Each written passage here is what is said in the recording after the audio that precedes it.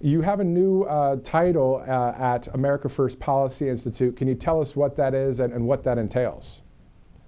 Absolutely. It is the brand new America First Foreign Policy Initiative, and it is about creating a coalition around the world of nations who are not going to kowtow to the globalist agenda, but will do the right thing by their citizens, secure their borders, make sure that there's human flourishing within their country, that they're not signing on to the net zero agenda that is anti-human, and also that they're going to have affordable energy, that they're going to support the family. And I was just in Hungary recently talking at CPAC in Hungary, and what they talked about is God, nation, and family, and how the order is natural and it's important. I kind of reverse it and I talk about God, family, country, but it really doesn't matter at the end of the day. It's about priorities, and the priorities of God, putting God front and center first in our lives, taking care of our families, taking care of our country. And if more business owners would think that way, we would have flourishing middle class when we know that the wages have really been flat for the last 20 plus years.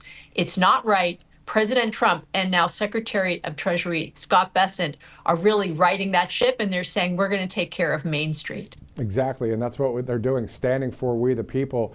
Let's talk about America First Policy Institute, because, I mean, we look at Brooke Rollins now leading the Department of Ag. We look at Linda That's McMahon right. at the Department of Education. Yes. We see that you're advancing at AFPI around the world. I mean, America First Policy Institute, can you talk to us about like the genesis of this? How did this get started? And, you know, really, what is the mission for it? Is it really just basically, hey, let's have common sense policies throughout the world and not the globalist way? Well, Matthew, how it started was that Brooke Rollins worked for President Trump in his first administration, and she had all these ideas for the second term. And then we know what happened in 2020. And so before the Trump administration left the White House, she said to a small group around her, Linda McMahon, Larry Kudlow, President Trump knew, and a few others trusted people at the White House, she said, I don't want to let these great America First policies die, because oftentimes you start over in a new administration and you don't keep the great policies going and building. The left does it, they never rest. But the right kind of closes up shop and then they open up shop again with the next administration. She was determined to continue it. And so when I heard about her idea in early 2021, after I came home from serving in Denmark as the ambassador, I got really excited. But I was planning to probably run for the Senate in Pennsylvania right after I came home. So as soon as that race ended, I joined AFPI knowing that I had really found a home with like-minded patriots, people that love God, love their country, love their family. And it's so wonderful to work with people like that. And a lot of the people from AFPI 1.0 before this past election, they've gone into the administration. And so now we're bringing in a new AFPI 2.0 and saying, how can we support these great policies? And the entire administration of the president and the cabinet's efforts from the outside, like many nonprofits do on the left, they're very active. We've never created a strong, determined ecosystem on the right. And so that's what is being built by AFPI. Brooke Rollins calls it a battle tank for 100 years. And I like that. Yeah, no, it's great. And then also you were the ambassador to Denmark under the first Trump administration. You also, during the campaign, were working alongside the vice president's team out there, speaking on behalf of the vice president. You spoke in Pennsylvania before President Trump's rallies. For you, Carla, what is it like for you personally to know that you're actually making a difference for humankind, mankind? It's what I'm devoting my time and my treasure to is saving our country. And it's really not about me. I've had an incredible life. It's about the kids. It's about the young people, that they have the same opportunity that I had because I really saw it going away. I saw us losing America that I love, and I saw us becoming kind of, I'm going to use one of President Trump's terms, a socialist hellhole. I just saw it happening. I mean, I was in Los Angeles for 30 years. I'm from Pennsylvania, but I had married and had a family there. And to have to leave that place because it's just changed so dramatically because of leftist leadership. And then to see what's happening with the anarchists and the rioting happening there under Gavin Newsom, the governor, and Karen Bass, the mayor, it's unbelievable that these leftists are implementing their plan for communist revolution. This is the plan. Exactly, and exactly what we're seeing out there happen. 26 attorney generals, Republicans across this country, are standing with President Trump and saying, you know what, we want law and order restored. The Department of Homeland Security putting out videos. We, the people, the majority of this country, more than 100 million, maybe 150 million, who knows, 200, who knows the number. It's common sense to have law and order. And again, Carla, let's talk about the genesis of the situation in Los Angeles. I was tracking it really closely with all the different social media videos and that kind of thing. But the point is that they were protesting and then got in the way physically of the ICE deportation operation in front of the ICE agents. And then let me look at President Trump's Truth Social post just to bring the point home. And I want to get your reaction on this because of Gavin Newsom's lies yesterday, a speech that he shared. It was awful. President Trump said if troops didn't go into Los Angeles, it would be burning to the ground right now, just like so much of their housing burned to the ground from the wildfires, right? The great people of Los Angeles are very lucky that I made a decision to go in. He also said this, the incompetent governor of California was unable to provide protection in a timely manner when our ICE officers, great patriots they are, were attacked by an out-of-control mob of agitators, troublemakers, and/or insurrectionists. And then the president said, make America great again. So that's the genesis. They got in front of, physically stopped these guys from doing their job, which was a law-abiding thing to do. And that's how it started. So I don't know how they're trying to spin that, but I guess that's what it's par for the course, isn't it? It is. So these are anarchists. They're sometimes paid and sometimes just radical, but their funders are millionaires and billionaires who want communist revolution in America. And it's very organized, all of this resistance. And they plan to do it across the country. That's why I love that President Trump, our law and order president, is restoring order on the streets of Los Angeles because he has to quell this radical eruption. Otherwise, we'll see more pop up across the country. He has to stop them before they get going. And I was in Los Angeles in 1992 for the Rodney King riots. I was terrified that, they pulled an innocent man from a truck, beat him almost to death, and then just anarchy started throughout the entire city. And I remember the Korean business owners standing on the roofs of their businesses with shotguns, loaded shotguns, to shoot anyone who would try to come and take their livelihood.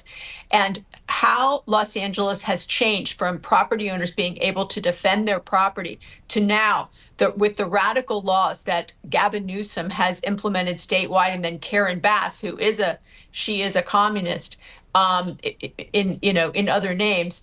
The fact that they have implemented their leftist agenda, making it impossible, literally contravening United States law when it is the federal law, the right to implement the immigration laws and to enforce them. It's not the states' rights. There are many issues that are states' rights issues.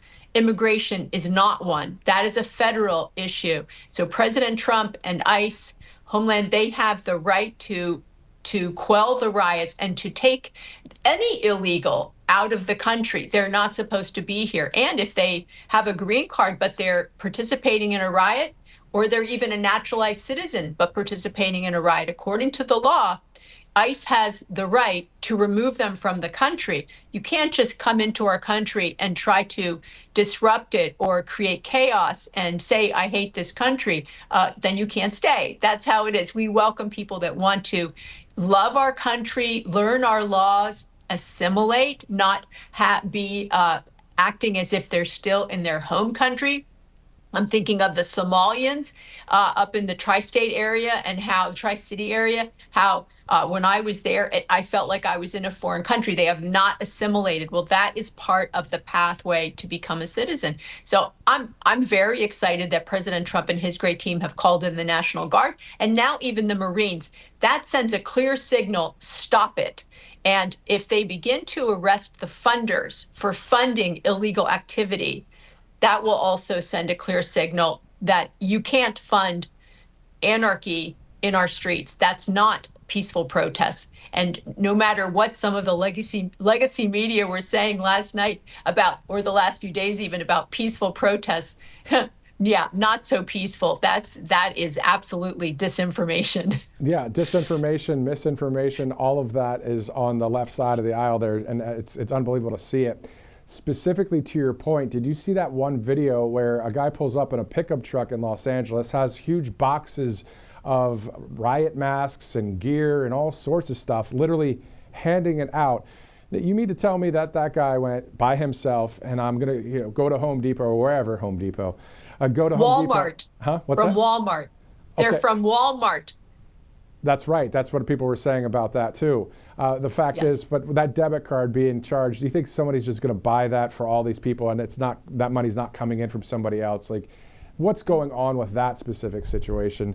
But the question I have for you though is, on that 30,000 foot view, is this just simply the reformation of America happening right before our eyes?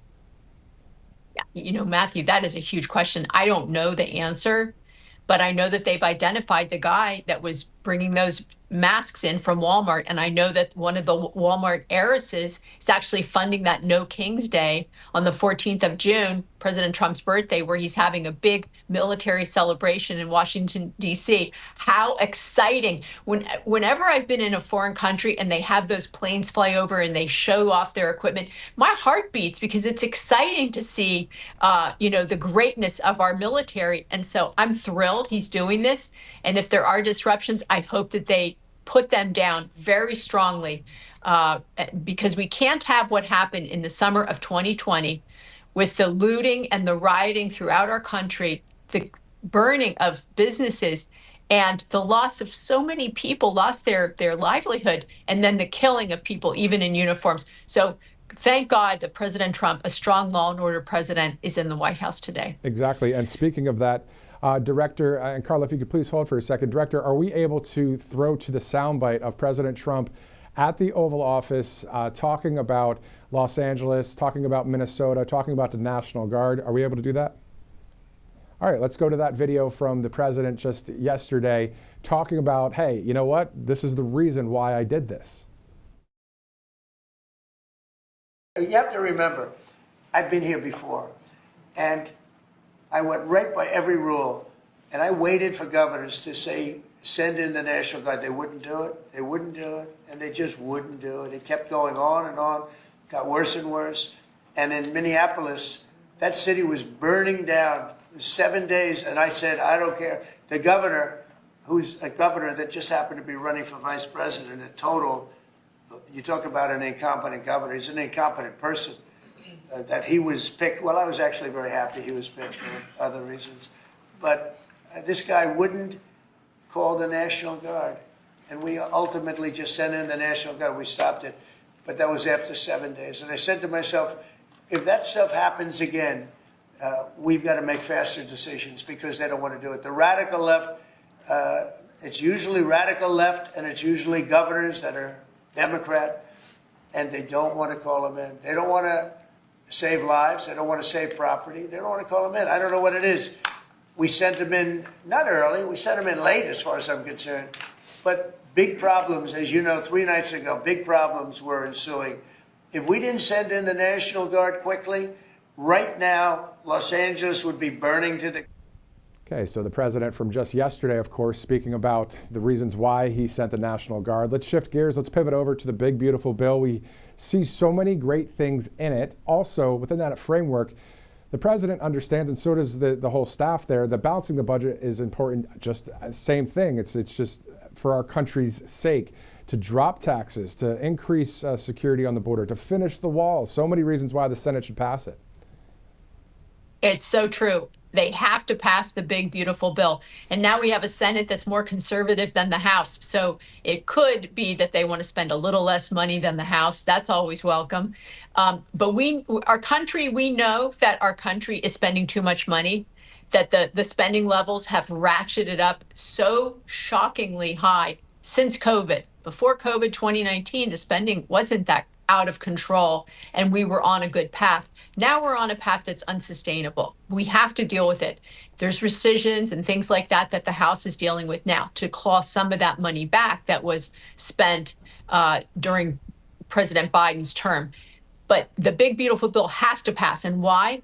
Because we have to secure our border. The funding is in there because we have to get a tax cut for all Americans. And the middle class is going to really benefit from that. Otherwise, they will have the highest tax increase in the history of our country. This president and this House will not let that happen. So please, Senate, pass the big, beautiful bill. Make the changes you need to make. House, please work with the Senate. I know that those expensive states like California and New York want those carve-outs for those, high earners because of the state taxes are so high.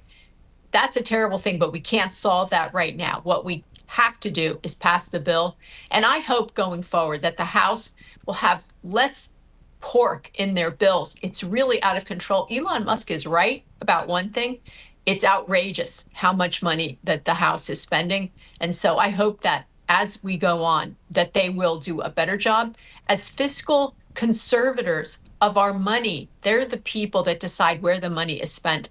And I don't think that they're always putting the American people first. So let's pass the bill and let's do better going forward. Amen to that. Also, talking about money in the bill, no tax on tips, no tax on overtime. Anybody making $30,000 to $80,000 a year, it's a 13% drop in the taxes. So that's going to be nice to see that. And then also on top of it, Carla, is the aviation overhaul, the whole system, being overhauled. And how about the Golden Dome for America? There's just a lot of really big things for our country within the bill. Yes, it's so exciting that we're going to have something like Israel has, but bigger and modern. The Golden Dome, President Trump has promised to get it done during his presidency. That means they're working at warp speed, and it's going to be made in America. That means we're going to have a lot of good ships. I'm sure it's going to be highly technical. But then he also promised, Matthew, $1,000 in a savings account for every new baby born in America. And then parents can put tax-free up to $5,000 a year into an account that child can have to pay for their education, pay for a new house when they graduate, whatever that parent and child decide is prudent. But that's a really exciting thing, that children will have this nest egg instead of debt when they leave their parents' home. So I'm excited about that too. So many good things in this bill. I love that he's going to make flying great again. Newark Airport will hopefully not have to shut down over and over because of old, out-of-date equipment. And just talking about that, like having worked in government in President Trump's first term, the computers, the programs were all so old and janky. You wouldn't have this stuff in your home. And so why would we have it in our government where we should have the best and the greatest so that the people working there can be highly productive? And so I'm excited too that we have these very sophisticated tech folks that are helping to renew and rejuvenate the 40 and 50-year-old programs and the old clunky computers that we're working with. Exactly. The Secretary of Transportation, Sean Duffy, doing a great job understanding what needs to be done, things that were passed on from the Biden administration, things that were starting to wear and tear, and they didn't do anything about it. Now then we're left with the problem, but he's working on it, President Trump aware of it, and that again is part of the big, beautiful bill. Carla Sands, America First Policy Institute, thank you so much for spending the time with us here on Right Side. Thanks a lot, Matthew. Thanks for having me. Definitely.